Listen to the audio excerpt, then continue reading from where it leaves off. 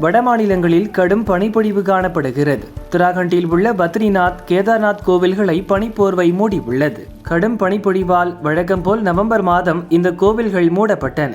இனி அடுத்த ஆண்டு மே மாதம்தான் கோவில் திறக்கப்படும்.